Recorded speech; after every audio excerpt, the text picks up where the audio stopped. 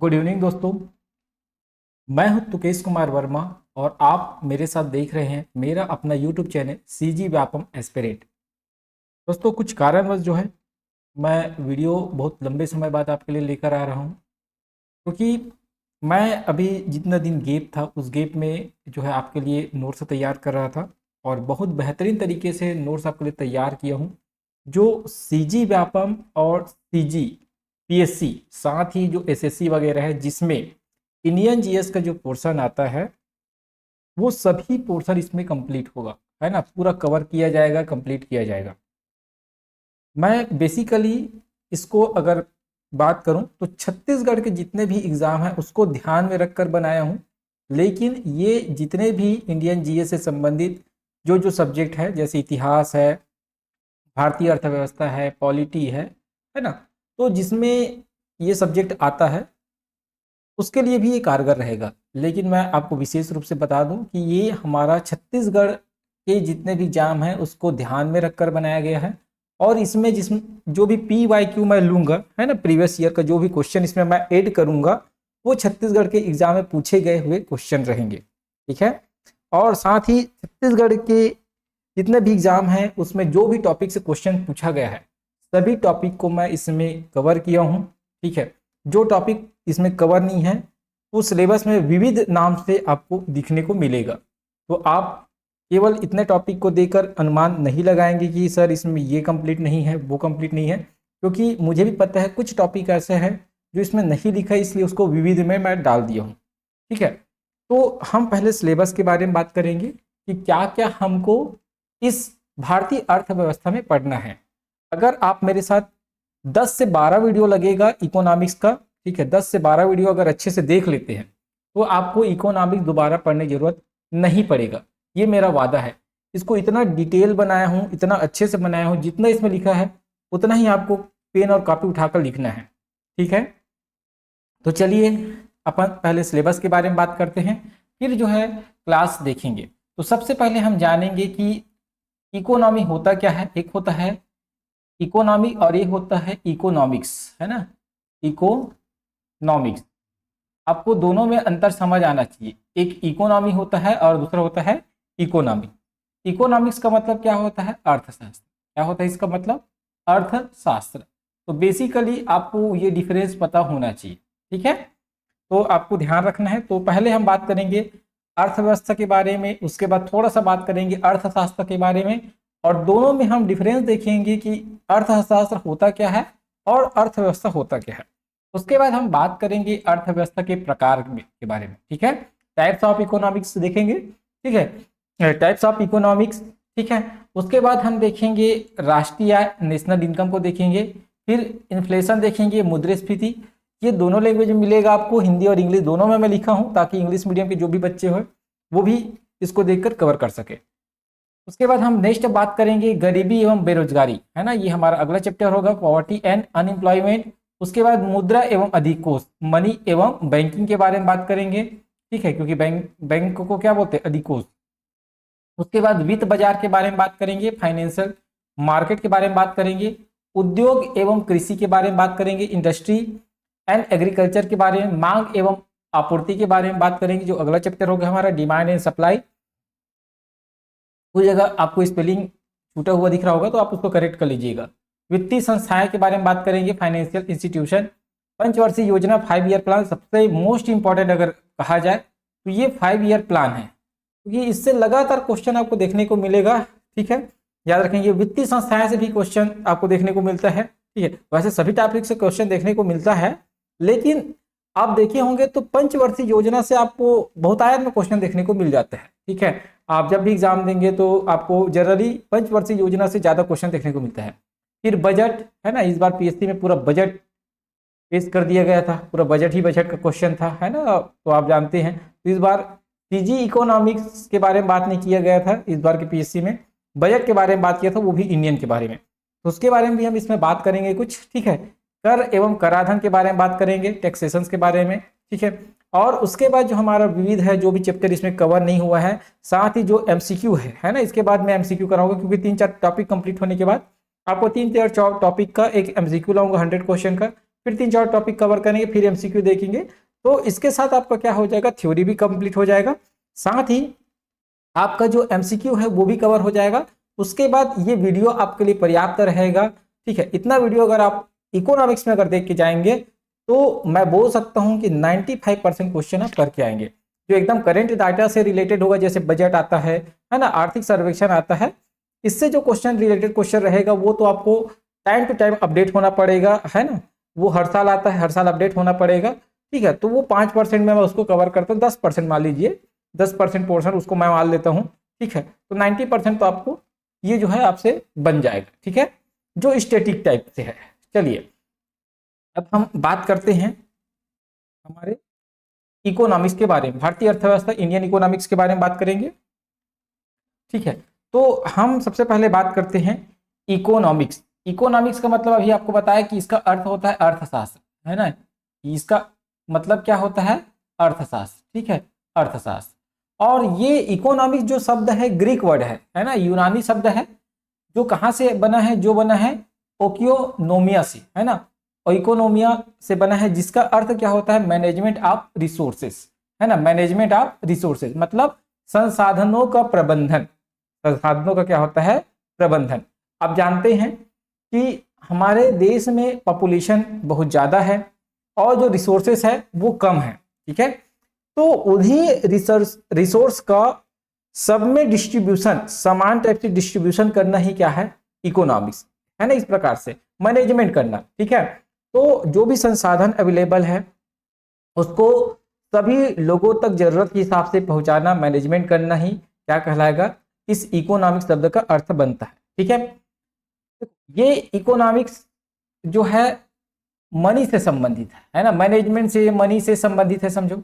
और एक इकोनॉमिक्स आप और पढ़े होंगे, ठीक है, जिसको बोलते हैं अर्थशास्त्र। हिंदी में एक अर्थशास्त्र और है, जैसे कि आपको यहाँ फोटो दिख रहा होगा चाणक्य का, चाणक्य का अर्थशास्त्र, इसके बारे में भी आपने पढ़ा होगा, सुना होगा। तो इसका अर्थ क्या होता है, ये जो है मनी से रिलेटेड या जो पैसा से संबंधित या मैनेजमेंट से संबंधित नहीं है, ये है राजनीति से संबंधित, पॉलिटिक्स से संबंधित है। ठीक है, उनका जो अर्थशास्त्र है वो किससे संबंधित है, पॉलिटी से संबंधित, मतलब ये वाला जो अर्थशास्त्र है पॉलिटी से संबंधित है, ध्यान रखेंगे। और इसमें क्या है, अब इसको विशेष रूप से ध्यान रखेंगे, एक बात जो बता रहा हूं उसको याद रखेंगे। इस अर्थशास्त्र में जो अभिकरण है ना, इसको ध्यान रखेंगे, क्योंकि अभिकरण को पूछा गया है इसका। तो अभिकरण, इसमें अभिकरण की संख्या कितनी होती है, ये वाले अर्थशास्त्र में याद रखेंगे 15। इसमें अभिकरण की संख्या कितनी है, 15 है, याद रखेंगे। और इस अर्थशास्त्र में राज व्यवस्था के बारे में बात किया गया है, कृषि न्याय के बारे में बात किया गया है। ठीक है, तो मेन ये जो है पॉलिटी की किताब है, ध्यान रखेंगे। ठीक है, राज व्यवस्था की किताब है, उसको ध्यान रखना है। और इसमें अभिकरण की संख्या 15। लेकिन हम जो इकोनॉमिक्स के बारे में बात कर रहे हैं वो मैनेजमेंट ऑफ रिसोर्सेस है। ठीक है, या मनी के बारे में हम बात करते हैं, संसाधनों के प्रबंधन के बारे में बात करते हैं इसमें। ठीक है, तो याद रखेंगे। तो बेसिकली जो हमारा इकोनॉमिक्स होता है, हम जिस इकोनॉमिक्स की बात कर रहे हैं वो है मैनेजमेंट ऑफ रिसोर्सेज, संसाधनों का प्रबंधन। कैसे जो भी संसाधन सीमित मात्रा में अवेलेबल है उसको लोगों तक कैसे पहुंचाया जाए, कैसे इसका मैनेजमेंट किया जाए। ठीक है, तो इस इकोनॉमिक्स का जो फादर है वो है एडम स्मिथ, याद रखेंगे। एडम स्मिथ जो है इस इकोनॉमिक्स का फादर है। कई बार एग्जाम में पूछा जाता है भारतीय अर्थव्यवस्था का या इकोनॉमिक्स का जो फादर है कौन है, तो याद रखेंगे फादर ऑफ इकोनॉमिक्स है एडम स्मिथ। इन्होंने एक पुस्तक लिखा है द वेल्थ ऑफ नेशन, है ना, ये तो शॉर्ट नाम है उनका इस बुक का। तो याद रखेंगे इनका पुस्तक है वेल्थ ऑफ नेशन, इसको 1776 में लिखा गया था, ध्यान रखेंगे। तो फादर ऑफ इकोनॉमिक्स कहलाते हैं एडम स्मिथ। हम जिस इकोनॉमिक्स के बारे में बात करते हैं, ठीक है, इसमें आप देखो ये डायग्राम बना हुआ है, इसमें हम यूटिलिटी के बारे में बात करते हैं, सप्लाई के बारे में बात करते हैं, डिमांड के बारे में बात करते हैं, इफिशिएंसी के बारे में बात करते हैं, रिसोर्सेज के बारे में बात करते हैं, ऑप्टिमाइजेशन के बारे में बात करते हैं। ठीक है, और बहुत सारे इन्फ्लेशन है, रेशनल है। ठीक है, तो बहुत सारी चीजें ऐसी है जिसके बारे में हम बात करते हैं, क्योंकि हमारे यहाँ जो संसाधन है वो बहुत सीमित मात्रा में उपलब्ध है, जिसका लोगों तक उसका डिस्ट्रीब्यूशन करना ही हमारे इकोनॉमिक्स का मेन उद्देश्य होता है। ठीक है, चलिए ये तो होगा इकोनॉमिक्स को आप समझ गए, उम्मीद करता हूं। आप कमेंट करके बताइएगा कैसा लगा ये वीडियो। ठीक है, चलिए अब हम बात करते हैं इकोनॉमिक्स। इकोनॉमिक्स बेसिकली अगर हम बात करें तो एक विषय है। इकोनॉमिक्स क्या है, एक विषय है जिसको आप 11th में 12th क्लास में पढ़े होंगे जब आप आर्ट सब्जेक्ट लिए होंगे तो, है ना। तो इकोनॉमिक्स या कॉमर्स सब्जेक्ट से जब आप लिए होंगे तो आप बेसिकली इसी के बारे में अध्ययन करते हैं, ठीक है। तो 11th 12th में आप अर्थशास्त्र नामक सब पुस्तक पढ़े होंगे, साथ ही 9th 10th में भी रहता है, लेकिन वो सामाजिक विज्ञान का पोर्शन रहता है, ठीक है। तो इकोनॉमिक्स एक पुस्तक है, एक विषय है, ठीक है, जिसको हम एक थ्योरी के रूप में पढ़ते हैं। किसके रूप में पढ़ते हैं? एक थ्योरी के रूप में पढ़ते हैं उसमें, ठीक है। हम उसका एक्चुअल यूज नहीं करते, क्योंकि उसमें जो भी थ्योरी लिखा होता है उसको हम अध्ययन करते हैं और हमारे एग्जाम के दृष्टिकोण से जितना हमारे एग्जाम के लिए इंपॉर्टेंट है उसी थ्योरी को हम पढ़ते हैं और जाके पेपर में लिखते हैं। वो तो हो गया इकोनॉमिक्स एक सब्जेक्ट के बारे में। लेकिन इकोनॉमिक्स का दूसरा सिद्धांत है ये वाला प्रिंसिपल, जिसको हम प्रिंसिपल बोलते हैं। इसको क्या किया जाता है? प्रैक्टिकल किया जाता है। कहाँ? देश में, किसी देश में अप्लाई किया जाता है। देश में देखा जाता है कि अगर इसको किसी देश में हम अप्लाई करते हैं तो वहां की इकोनॉमी को हम दर्शाते हैं। जैसे अभी मैं केवल इकोनॉमी बोलूंगा तो यहां से कुछ भी क्लियर नहीं होगा। इकोनॉमिक का मतलब क्या? कुछ भी नहीं, है ना। इकोनॉमिक्स अगर मैं बोल दिया, इकोनॉमी मैं बोलता हूं तो उसका मतलब कुछ भी नहीं होता। ध्यान रखेंगे, क्योंकि हम किस इकोनॉमिक्स के बारे में बात कर रहे हैं, कौन से देश के बारे में बात कर रहे हैं, इसकी जानकारी हमको इकोनॉमी बोलने से पता नहीं चलता। लेकिन अगर मैं बोल दूं इंडियन इकोनॉमी तो आपको पता चल जाएगा कि हम भाई भारतीय अर्थव्यवस्था के बारे में बात करते हैं कि भारत में जो भी अर्थव्यवस्था है, भारत की अर्थव्यवस्था कैसी अर्थव्यवस्था है, भारत में जो संसाधन है, जो रिसोर्सेस है, उसका मैनेजमेंट कैसा होता है, ठीक है। यहाँ की जितना भी जो रेट है ना, अगर हम बात करते हैं नेशनल इनकम वगैरह का, पॉपुलेशन के बारे में, है ना, कि कैसे कैसे जो है सीपीआई पढ़ते हैं, पीसीआई बोलते हैं, पर कैपिटल इनकम बात करते हैं, प्रति व्यक्ति आय के बारे में बात करते हैं। तो जब तक इकोनॉमी के सामने किसी देश का नाम नहीं लिखा होगा तब तक हम जो है उस इकोनॉमी का कोई भी अर्थ नहीं समझा सकते, ठीक है। अगर आपको कोई बोल दे कि इकोनॉमी क्या है तो इकोनॉमी का कोई भी अर्थ नहीं बनता, क्योंकि हम पर्टिकुलर किसी देश के इकोनॉमी के बारे में बात करते हैं। तो जैसे मैं इंडियन इकोनॉमी लिखता हूं, इसका मतलब यह है कि मुझे भारतीय अर्थव्यवस्था के बारे में बात करना है, भारत में कैसी अर्थव्यवस्था है उसके बारे में बात करना है, ठीक है। ये तो आप समझ गए होंगे, यहां तक आपको समझ आना चाहिए। इकोनॉमिक्स का मतलब होता है एक विषय होता है जिसको हम थ्योरी के रूप में पढ़ते हैं, जो हमारे एग्जाम हाल तक सीमित था, इसको ध्यान रखेंगे। लेकिन एक इकोनॉमिक ऐसा होता है, इकोनॉमिक जिसका एक सिद्धांत होता है जिसको हम प्रिंसिपल बोलते हैं, इसी का हम प्रैक्टिकल करते हैं। मतलब उसको जब किसी देश में, उसी इकोनॉमिक्स को हम किसी देश में जब अप्लाई करते हैं तब उस देश के साथ, है ना, उस देश के साथ जो है हम जिस इकोनॉमिक्स की बात करेंगे, जैसे इंडियन इकोनॉमिक्स के बारे में, अमेरिकन इकोनॉमिक्स के बारे में, चीनी इकोनॉमिक्स के बारे में, है ना, तो जब देश का नाम लगता है उसके सामने, इकोनॉमिक्स के सामने, है ना, जब प्रैक्टिकल करते हैं, अप्लाई करते हैं, तब हम किसी भी पर्टिकुलर देश के साथ उसके अर्थव्यवस्था को जानने की बात करते हैं या जानते हैं, ठीक है। अब हम समझते हैं active form of economics is called economy, ठीक है। अर्थशास्त्र के सक्रिय रूप को क्या बोलते हैं? अर्थव्यवस्था बोलते हैं। जैसे भारतीय अर्थव्यवस्था, अमेरिकी अर्थव्यवस्था, जापान की अर्थव्यवस्था, चीन की अर्थव्यवस्था आदि, ठीक है। तो एक्टिव फॉर्म ऑफ इकोनॉमिक्स क्या कहलाता है? इकोनॉमिक्स जो है इकोनॉमी कहलाता है। दोनों शब्दों को ध्यान रखेंगे, इकोनॉमिक्स और इकोनॉमिक, ठीक है दोस्तों। कभी कभी बोलने वक्त ये जो है थोड़ा सा कंफ्यूजन क्रिएट करता है, इसलिए आप ठीक से सुनेंगे। वैसे तो मैं यहाँ लिख दिया हूँ ताकि आपको कोई भी किसी भी प्रकार का कंफ्यूजन ना हो, ठीक। चलिए अब हम बात करते हैं रेगनर फ्रिस्क के अनुसार अर्थशास्त्र के प्रकार, ठीक है। जो इकोनॉमिक्स के प्रकार है उसके बारे में बात करते हैं, इकोनॉमिक्स के बारे में बात कर रहे हैं। तो इकोनॉमिक्स को हम दो भागों में बांटते हैं, किसके अनुसार? तो रेगनर फ्रिस्क के अनुसार, याद रखेंगे, रेगनर फ्रिस्क के अनुसार जो है हम इसको दो भागों में बांटते हैं। एक होता है व्यष्टि अर्थशास्त्र, माइक्रो इकोनॉमी भी बोलते हैं। मतलब माइक्रो का मतलब क्या होता है? छोटा से छोटा, ठीक है, बहुत छोटा, जिसमें व्यक्तिगत हम बात करते हैं, व्यक्तिगत हम इसमें बात करते हैं, ये छोटा रूप होता है। और समष्टि अर्थशास्त्र का मतलब होता है मैक्रो, मैक्रो मतलब होता है बड़ा, याद रखेंगे, बड़ा। अब छोटा कहने का मतलब क्या है कि किसी पर्टिकुलर कंपनी के बारे में बात करेंगे इसमें, ठीक है, या किसी व्यक्ति के बारे में बात करेंगे हम इसमें, ठीक है, या किसी पर्टिकुलर इंस्टीट्यूशन, संगठन के बारे में बात करेंगे हम इसमें, ठीक है। याद रखिए, मतलब किसी एक के बारे में बात होता है, किसी एक व्यक्ति की आय के बारे में बात कर सकते हैं, किसी एक कंपनी की आय के बारे में बात कर सकते हैं, उसके व्यय के बारे में बात कर सकते हैं, उसके उपभोग के बारे में बात कर सकते हैं, ठीक है। मतलब इसमें इंडिविजुअल स्टडी किया जाता है, व्यक्तिगत अध्ययन किया जाता है। व्यष्टि का मतलब व्यक्तिगत, नाम से ही समझ आ रहा है आपको, व्यष्टि, व्यष्टि लिखा है, मतलब ध्यान रखेंगे व्यक्तिगत अध्ययन जिसमें किया जाता है, या इसी को बोलते हैं माइक्रो, माइक्रो का मतलब होता है छोटा। छोटा से छोटा चीजों का अध्ययन जिसमें किया जाता है वो कहलाता है व्यष्टि अर्थशास्त्र। ठीक है, समष्टि का मतलब क्या होता है? मैक्रो। मैक्रो का मतलब होता है बड़ा। इसमें हम संपूर्ण अध्ययन करते हैं, मतलब पूरे देश का, पूरे विश्व का, है ना। तो उसमें हम जानते हैं कि संपूर्ण देश का आय कितना है, वहां का इन्फ्लेशन कितना है, वहां का बजट कितना है। ठीक है, तो इसमें पूरे देश का अध्ययन किया जाता है, वो कहलाता है आपका समष्टि। समष्टि मतलब समस्त, ऐसा याद रखेंगे, समस्त समस्त चीजों का जो अध्ययन किया जाता है वो क्या कहलाता है? आपका मैक्रो इकोनॉमिक्स कहलाता है। व्यष्टि मतलब व्यक्तिगत, समष्टि मतलब समस्त, समस्त या संपूर्ण अध्ययन। ठीक है, जिसमें नेशनल इनकम, ठीक है, मुद्रास्फीति, बजट वगैरह के बारे में हम बात करते हैं दोस्तों। ठीक है, चलिए इसके बाद अगला हम बात करते हैं अर्थव्यवस्था के प्रकार। सेक्टर ऑफ इकोनॉमिक्स से बात करते हैं, अर्थव्यवस्था के जो प्रकार के बारे में बात कर लिए। अब अर्थव्यवस्था के क्षेत्र के बारे में देखते हैं, सेक्टर ऑफ इकोनॉमी के बारे में हम बात करते हैं। ठीक है, तो अगर मैं बात करूं तो अर्थव्यवस्था के जो क्षेत्र है उसको 3 भागों में बांटते हैं। जनरली यहां से क्वेश्चन पूछा जाता है, मोस्ट इंपॉर्टेंट है, ध्यान रखेंगे। ठीक है, इसको आप विशेष रूप से एकदम ध्यान रखना है आपको। तो अर्थव्यवस्था के 3 क्षेत्र होता है, एक होता है प्राइमरी सेक्टर होता है, ठीक है, प्राथमिक क्षेत्र, दूसरा होता है सेकेंडरी सेक्टर और तीसरा होता है टर्सरी सेक्टर। याद रखेंगे, एक होता है प्राइमरी सेक्टर, दूसरा सेकेंडरी सेक्टर। एक मिनट,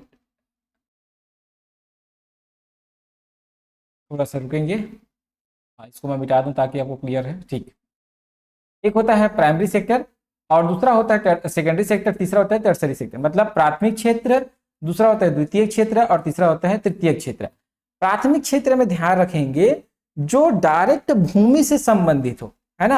अब मैं इसको ऐसे ही याद रखता हूं, प्राथमिक क्षेत्र का अर्थ क्या है? डायरेक्ट जो भूमि से संबंधित हो, मतलब कोई भी प्रोडक्ट नहीं, कोई भी प्रोडक्ट के बारे में बात नहीं करेंगे, डायरेक्ट जो भूमि से जो संबंधित है ना। मतलब जो इनिशियल स्टेज होता है, जैसे मैं बात करूं जैसे कृषि, ठीक है, कृषि में जैसे कि गेहूं उत्पादन हुआ, गेहूं का जो यूज करके, है ना, गेहूं जब कोई मीडियम के रूप में यूज होगा, है ना, कोई मीडियम के रूप में यूज होगा, ठीक है, विनिर्माण में काम आएगा तो द्वितीय क्षेत्र में चला जाता है।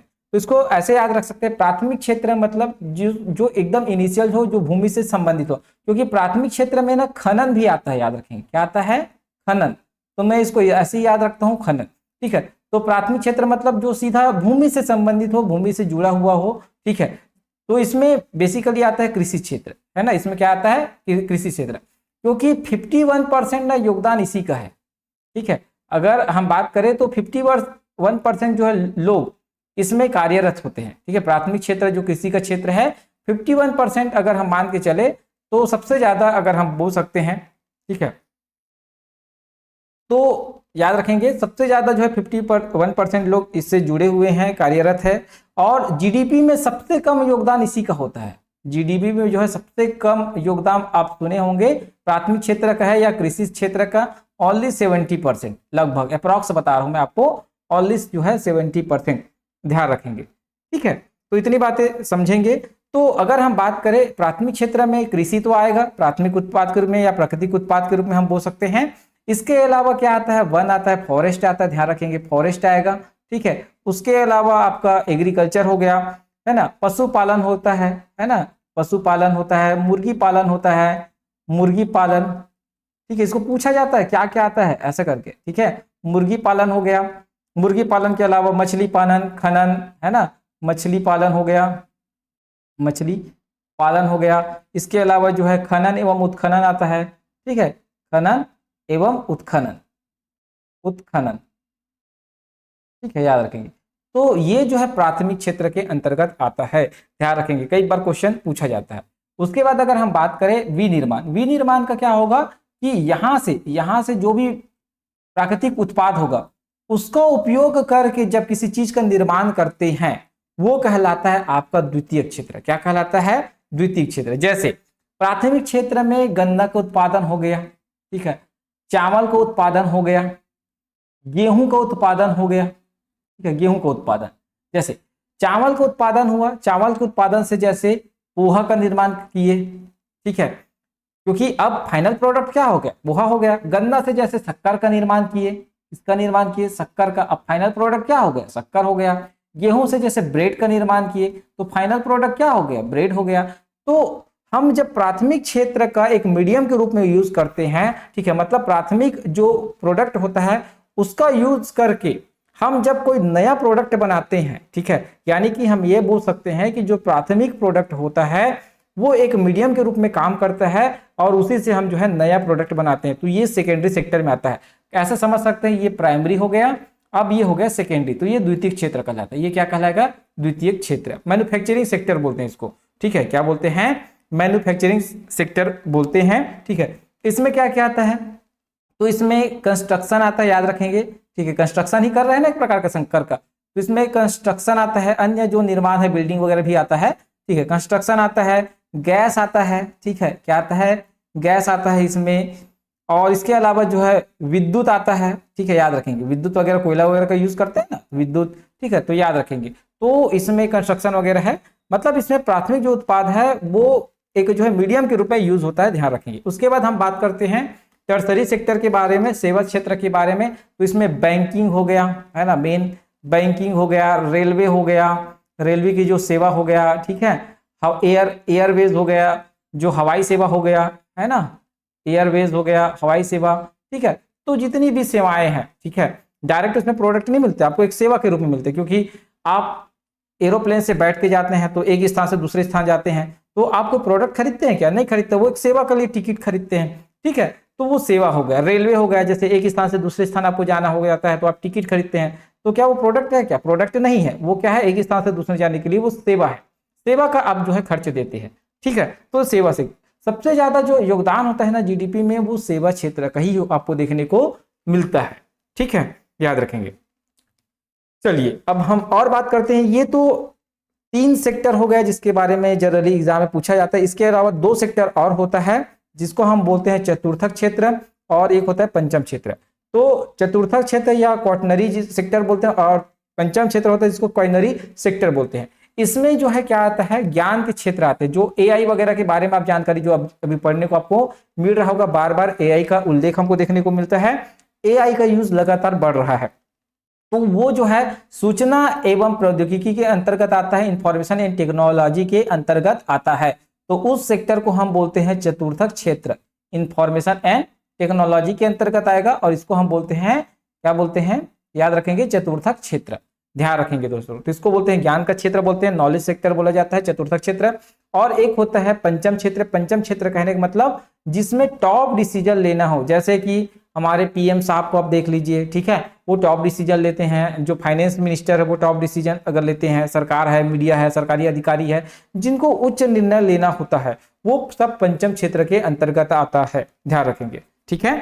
चलिए, तो इतनी बातें आपको समझ आया होगा, ठीक, उम्मीद करता हूं। अगर किसी भी प्रकार का डाउट होगा तो ध्यान रखेंगे, ठीक है। और इसमें आपको बता देता हूं, इसमें सरकार, मीडिया, सीईओ, सरकारी अधिकारी सभी आते हैं जो टॉप डिसीजन लेते हैं, ठीक है। जैसे किसी कंपनी का मालिक है, बहुत बड़ा कंपनी है, वो कई राज्यों में जैसे काम कर रहा है, तो वहां के जो मेन है, जैसे अगर मैं एक एग्जांपल समझाऊं आपको, जैसे कि रतन जी टाटा है ना, अब उनका प्लांट अलग अलग जगह है ना, टाटा के हेड है, वो कोई भी डिसीजन लेते हैं, ठीक है, तो उसको पंचम क्षेत्र के अंतर्गत लिया जाता है, ठीक है, उसको पंचम क्षेत्र के अंतर्गत रखा जाता है, ध्यान रखेंगे, ठीक है दोस्तों। चलिए एक बात और बता देता हूं आपको मैं, जैसे यहां आपको प्राथमिक क्षेत्र में याद रखेंगे, इसको ना प्राथमिक क्षेत्र को भारतीय अर्थव्यवस्था की रीढ़ की हड्डी कहा जाता है, इसको ध्यान रखेंगे क्योंकि एग्जाम में पूछा गया है, तो याद रखेंगे भारतीय अर्थव्यवस्था की रीढ़ की हड्डी, भारतीय अर्थव्यवस्था, अर्थव्यवस्था की रीढ़ की हड्डी,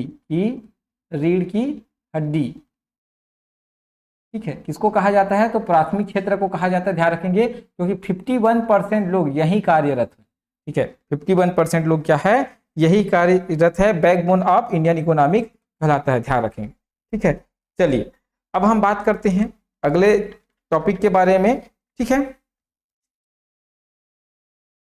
अब हम जानते हैं अर्थव्यवस्था के प्रकार। आप जनरली पढ़े भी होंगे, सुने भी होंगे, अगर आप थोड़ा बहुत नॉलेज रखते हैं तो अर्थव्यवस्था के बारे में, तो पूंजीवादी अर्थव्यवस्था, समाजवादी अर्थव्यवस्था, या इसी को राज्य अर्थव्यवस्था बोला जाता है, और नेक्स्ट होता है मिश्रित अर्थव्यवस्था, ठीक है। ये जो प्रकार है वो नियंत्रण के आधार पर है, कंट्रोल के ऊपर है, कि कैसे वहां इकोनॉमिक्स को कंट्रोल किया जाता है, ठीक है, उसके आधार पर जो है इस अर्थव्यवस्था को बांटा गया है। तो अर्थव्यवस्था के 3 प्रकार है, एक होता है पूंजीवादी अर्थव्यवस्था, समाजवादी अर्थव्यवस्था, मिश्रित अर्थव्यवस्था। ठीक है दोस्तों, इसके पहले आप जो प्रकार पढ़े थे, ठीक है, वो इकोनॉमिक्स का प्रकार था, माइक्रो और मैक्रो। ये जो है अर्थव्यवस्था है ना, ये इकोनॉमिक्स है, इकोनॉमी है ना, यहाँ इसको यहाँ चेंज कर लेंगे, इकोनॉमी है। ठीक है, टाइप्स ऑफ इकोनॉमी। ठीक है, तो 3 प्रकार के इकोनॉमी है। तो कौन कौन से? पूंजीवादी अर्थव्यवस्था, समाजवादी अर्थव्यवस्था, मिश्रित अर्थव्यवस्था। और पूंजीवादी अर्थव्यवस्था को हम बोलते हैं कैपिटलिस्ट इकोनॉमी। ठीक है, समाजवादी को बोलते हैं सोशलिस्ट इकोनॉमिक, और मिश्रित को बोलते हैं मिक्स्ड इकोनॉमिक। जैसे पूंजीवादी अर्थव्यवस्था होता क्या है, इसको आपको मैं समझाने की कोशिश करता हूं। पूंजीवादी अर्थव्यवस्था का मतलब है जिसमें पूंजीपतियों का नियंत्रण। किसका नियंत्रण हो? पूंजीपतियों का। मतलब आप इसमें यह समझ पाएंगे कि इसमें जो बाजार में जो भी संसाधन होगा या बाजार में जो भी प्रोडक्ट आएगा, उसका मूल्य कौन निर्धारित करेगा? उसका मूल्य निर्धारित करने वाले होंगे निजी क्षेत्र के लोग, है ना। जो प्राइवेट लोग होंगे, है ना, जो उसका उत्पादन करेंगे, वही लोग जो है उसका मूल्य निर्धारित करेंगे, उसको कितने में बेचना है। इसमें सरकार का कोई भी कंट्रोल नहीं होता।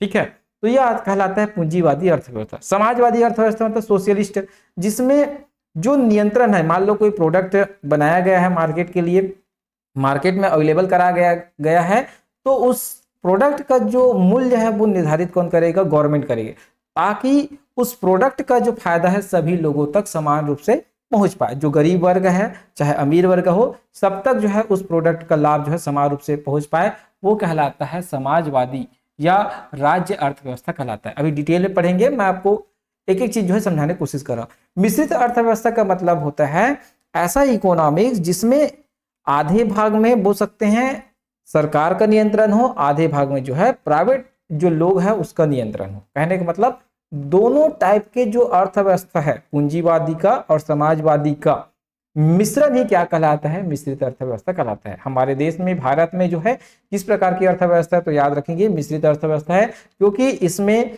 कुछ प्राइवेट सेक्टर है, प्राइवेट लोग हैं, जैसे जियो हो गया। ठीक है, आप गरीब लोगों के लिए भी देखेंगे, है ना, जिनको एकदम अफोर्ड नहीं कर पाते वो BSNL यूज करते हैं, है ना। आपको समझाने की कोशिश कर रहा हूं, क्योंकि वो गवर्नमेंट सेक्टर का है, क्योंकि गवर्नमेंट के पास भी क्या है? मोबाइल है, टेलीकॉम है। वैसे ही जियो आप जानते हैं, जियो किसका है? प्राइवेट है।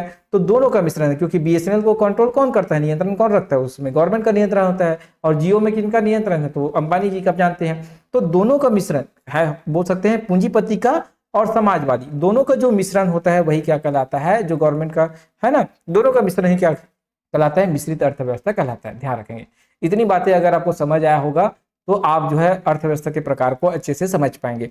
पूंजीवादी मतलब पूंजीपतियों का जिसमें हक हो के, जो प्राइवेट सेक्टर वाले जो है कंट्रोल करते, वो। समाजवादी का मतलब गवर्नमेंट का कंट्रोल, और मिश्रित का मतलब प्राइवेट इंसान का, प्राइवेट व्यक्ति का और सरकार का, दोनों का जो कंट्रोल होता है वो क्या कहलाता है? मिश्रित अर्थव्यवस्था कहलाता है। उम्मीद करता हूं यहां तक आपको समझ आया होगा। चलिए अब डिटेल से जानते हैं एक एक चीजों को, क्योंकि इससे संबंधित क्वेश्चन लगातार पूछा जाता है। ठीक है, तो हम सबसे पहले बात करते हैं पूंजीवादी अर्थव्यवस्था के बारे में। ठीक है, तो इसको बोलते हैं बाजार अर्थव्यवस्था भी बोलते हैं। इसको क्या बोलते हैं? मार्केट इकोनॉमिक्स भी बोला जाता है, बाजार अर्थव्यवस्था बोला जाए या पूंजीवादी अर्थव्यवस्था बोला जाए। इसमें क्योंकि प्राइवेट लोगों का जो है मूल्य पर नियंत्रण होता है, ध्यान रखेंगे। तो उत्पादन के जितने भी साधन है उस पर नियंत्रण किसका होता है? निजी क्षेत्र का होता है, प्राइवेट कंपनी का होता है। इसका उद्देश्य क्या होता है? तो अधिकतम लाभ कमाना। जैसे अमेरिका, कनाडा, जर्मनी, जो विकसित देश है, जो डेवलप्ड कंट्री है, वहां इस प्रकार के इकोनॉमिक्स का यूज किया जाता है। तो अधिकतम लाभ कमाना होता है। इसका विचार किसने दिया था? तो एडम स्मिथ, ये फादर ऑफ इकोनॉमिक्स कहलाते हैं। तो इन्होंने जो है ये सिद्धांत दिया है, याद रखेंगे। और ठीक है, मतलब ये जो है विचार इन्होंने दिया है। और इन्होंने एक सिद्धांत दिया था जिसको हम बोलते हैं अहस्तक्षेप का सिद्धांत, लेजिस फेयर बोलते हैं इसको। क्या बोलते हैं? लेजिस फेयर, अहस्तक्षेप का सिद्धांत। मतलब इसमें अहस्तक्षेप का सिद्धांत कहने का मतलब है कि इसमें गवर्नमेंट का किसी भी प्रकार का हस्तक्षेप नहीं होता। जो भी उत्पादन है उस पर नियंत्रण किसका होगा? प्राइवेट का, प्राइवेट कंपनी का होगा। ठीक है, चलिए अब हम बात करते हैं समाजवादी या राज्य अर्थव्यवस्था के बारे में, सोशलिस्ट स्टेट इकोनॉमिक्स या स्टेट इकोनॉमिक्स के बारे में बात करते हैं। इसका जन्म क्यों हुआ पूंजीवादी अर्थव्यवस्था का? क्योंकि पूंजीवादी अर्थव्यवस्था में होता क्या है कि जितना भी बाजार का जो भी प्रोडक्ट है उसका मूल्य निर्धारण निजी क्षेत्र का होता है, तो वो मनमाने तरीके से मूल्य का निर्धारण कर सकते हैं। तो उसी को ध्यान में रखते हुए, उसी का विरोध में इसका जन्म हुआ समाजवादी का या राज्य अर्थव्यवस्था का। ठीक है, पूंजीवादी अर्थव्यवस्था के विरोध में इसका उद्गम हुआ है। इसका विचार किसने दिया है? समाजवादी अर्थव्यवस्था का विचार देने वाला है कार्ल मार्क्स। इसको आप ध्यान रखेंगे, एग्जाम में पूछा जाता है, कार्ल मार्क्स। और इनकी पुस्तक का नाम है दास कैपिटल। ठीक है, दास कैपिटल इनका पुस्तक का नाम है। एडम स्मिथ का पुस्तक का नाम आपको पता है द वेल्थ ऑफ नेशन, 1776 में। ठीक है, ध्यान रखेंगे। तो इनका पुस्तक का नाम क्या है? कार्ल मार्क्स का पुस्तक का नाम है दास कैपिटल। इसको एग्जाम में पूछा गया है, ध्यान रखेंगे। उत्पादन के जो साधन होते हैं उस पर नियंत्रण किसका होता है? तो सरकार का। इसमें मेन पर्पज गरीब लोगों को जो है प्रोडक्ट का लाभ मिल पाए, है ना, मतलब हर व्यक्ति जो है उसको खरीद पाए। तो इसमें जो भी कंट्रोल है, जो कम, अगर हम बात करें तो जो भी देश जो अभी डेवलपिंग कंट्री भी नहीं बना है, मतलब जो एकदम निम्न स्तर पर है, वो लोग इसका यूज करते हैं, समाजवादी अर्थव्यवस्था का। ठीक है, वैसा दो देश जो है इसका यूज करता है, जैसे, है ना, वैसे तो बहुत सारे देश और हैं। ठीक है, लेकिन मेन पर्पज इनका वही देश यूज करता है जहां गरीबी बहुत ज्यादा हो, ऐसा आप भी समझ सकते हैं। ठीक है, ताकि गरीब से गरीब लोगों तक जो है प्रोडक्ट का लाभ मिल पाए। जैसे इसका मेन उद्देश्य है समाज का कल्याण। मेन उद्देश्य क्या है? समाज का कल्याण। उदाहरण के लिए बात करें तो रूस, है ना, देश को याद रखेंगे। ठीक, इसके अलावा और भी देश है। ठीक है, ध्यान रखेंगे। तो पूंजीवादी अर्थव्यवस्था में क्या होता है कि पूरा नियंत्रण जो होता है, जो बाजार के जो साधन है, उत्पादन है, ठीक है, उसका पूरा नियंत्रण किसके हाथों में होता है? निजी क्षेत्र का होता है। समाजवादी में पूरा गवर्नमेंट का होता है। ठीक है, और एक होता है आपका मिश्रित अर्थव्यवस्था, मिक्स्ड इकोनॉमिक्स। मिक्स्ड इकोनॉमिक्स, इसका विचार किसने दिया? तो जे एम कीन्स ने जो है इस विचारधारा को लेकर आए। इनका पुस्तक का नाम है the general theory of employment interest of money. याद रखें, the general theory of employment interest of money. उत्पादन के जो साधन है उस पर नियंत्रण किसका होगा? प्राइवेट सेक्टर का भी नियंत्रण होगा, प्राइवेट क्षेत्र का भी, है ना, प्राइवेट सेक्टर का और गवर्नमेंट सेक्टर दोनों का, प्राइवेट और गवर्नमेंट दोनों का क्या होगा? इसमें कंट्रोल होगा। 50-50% अगर आप बोल सकते हैं, अगर ध्यान दे तो, है ना, वैसे 50-50 नहीं बोलूंगा, बाकी ध्यान रखेंगे। ठीक है, मतलब दोनों का इसमें नियंत्रण है, याद रखेंगे। इसका उद्देश्य क्या है? इसका उद्देश्य लाभ कमाना भी होता है और लोगों का कल्याण होना, मतलब कोई भी लोग इससे छूटे ना और लोगों का भी लाभ हो सके, ऐसा इसका उद्देश्य होता है। जैसे मैं आपको बताया एग्जांपल, देखिए बीएसएनएल हमारे यहाँ भी टेलीकॉम कंपनी है और जियो भी है। ठीक है, जियो का उद्देश्य क्या है? ज्यादा से ज्यादा लाभ कमाना। बीएसएनएल का उद्देश्य क्या है? कि लोगों का कल्याण करना। इसीलिए आप देखे होंगे कि बीएसएनएल का जो प्लान्स वगैरह है वो सस्ता है। ठीक है, सस्ता से सस्ता निकालता है। और जियो का जो प्लान्स है आप देखें लगातार बढ़ रहा है, शुरू में फोकट में दिए, उसके बाद जो है अब बढ़ने लगे। तो ऐसा अर्थव्यवस्था कौन यूज करता है? भारत जो है ऐसा अर्थव्यवस्था यूज करता है दोस्तों, ध्यान रखेंगे। ठीक है, उम्मीद करता हूं यहां तक आपको समझ आया होगा। तो दोस्तों आज क्लास में हम इतनी ही बात करेंगे। कल जो है इसके आगे का जो चैप्टर है उसके बारे में बात करेंगे। ठीक है, जो नेशनल इनकम वगैरह है उसके बारे में बात करेंगे। उम्मीद करता हूँ यहाँ तक आपको बहुत अच्छे से समझ आया होगा। अगर आपको ये वीडियो पसंद आ रहा होगा तो वीडियो को सब्सक्राइब करना ना भूलिएगा, लोगों अपने फ्रेंड तक शेयर करिएगा। ठीक है, अगर किसी प्रकार का इसमें गलती हो गई होगा तो आप जो है कमेंट करके बताइएगा क्या कुछ सुधारने की आवश्यकता है। मैं आपका इकोनॉमिक्स 10 क्लास तो मैक्सिमम बोल रहा हूँ आपको, 10 क्लास से पहले जो है मैं कंप्लीट करा दूंगा, ताकि आप जो है इकोनॉमिक्स को बहुत अच्छे से मेरे वीडियो के माध्यम से कंप्लीट कर पाए और दोबारा आपको इकोनॉमिक्स पढ़ने की जरूरत ना हो। उसके बाद मैं हिस्ट्री भी लेके आऊँगा, सभी सब्जेक्ट लेके आऊँगा, क्योंकि मैं अभी जो है लगातार 1.5-2 महीने से वीडियो नहीं बनाया था, एक भी वीडियो में अपलोड नहीं किया था। उसके पीछे कारण यही था क्योंकि मैं आप लोगों के लिए नोट्स भी तैयार कर रहा था। जो मेरे व्हाट्सएप से जुड़े हुए उनको ऑलरेडी मालूम है कि मैं लगातार अभी नोट्स बनाने का काम किया हूँ।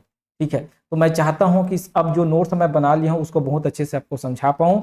आपका जो है जो भी तैयारी आप करेंगे अभी, क्योंकि ईडीओ का एग्जाम आने वाला है, उसके बाद जो है पुलिस भर्ती का एग्जाम आने वाला है, उसके बाद अमीन पटवारी का एग्जाम आने वाला है, एडीआई का एग्जाम आने वाला है, तो बहुत सारे एग्जाम अभी एग्जाम कैलेंडर जारी कर दिया गया है। तो उसको ध्यान में रखते हुए उस डेट से पहले आपका पूरा सिलेबस मैं कंप्लीट करा दूंगा, साथ ही एमसीक्यू भी मैं कंप्लीट करा दूंगा, क्योंकि मैं लगातार 1.5-2 महीने से आपके लिए नोट्स तैयार किया हूं जो आपको बहुत बेनिफिट देगा। पॉलिटी का क्लास भी आपके लिए लेके आऊंगा, बहुत बेहतरीन तरीके से हम जो है क्लासेस अब देखेंगे। तो चैनल को जरूर सब्सक्राइब करिएगा आगे इसका लाभ उठाने के लिए। धन्यवाद।